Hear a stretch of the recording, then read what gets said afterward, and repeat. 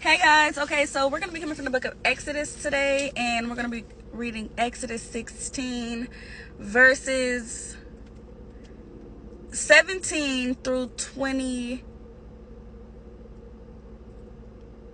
Oh yeah, 17 through 20. Okay, my bad. Okay, so 17. The people of Israel went to work and started gathering, some more, some less. But when they measured out what they had gathered, those who gathered more had no extra, and those who gathered less weren't short. Each person had gathered as much as was needed. Moses said to them, "Don't leave any of it until morning." But they didn't listen to Moses. A few of the men kept back some of it until morning. It got wormy and smelled bad, and Moses lost his temper with them. So what we can learn from this is just be obedient to God. It saves a lot of time. It saves a lot of problems.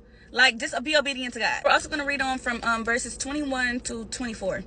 And then it says, they gathered it every morning, each person according to need.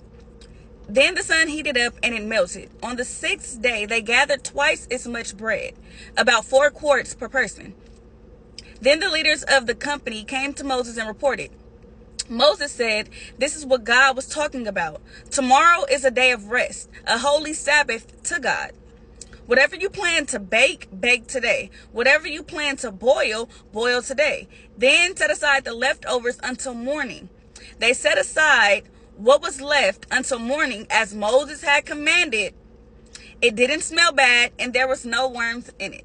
We can just see how obedience works here. When the people didn't decide to listen to Moses and they decided to do what they wanted to do, they ended up having worms, and it was a bad smell. But when they decided to listen to Moses, there were no worms, and it was no bad smell. So just listen to God. You don't know what he can be saving you from. You don't know what he can be protecting you from. And at the end of the day, without even knowing those things, this is God that we're talking about. So we should be obeying him regardless of the situation.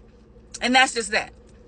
But God bless you guys. I love you guys. God love you guys way more. Have an amazing day. Don't allow anybody to ruin your day or take your joy. And stay prayed up. God bless you guys.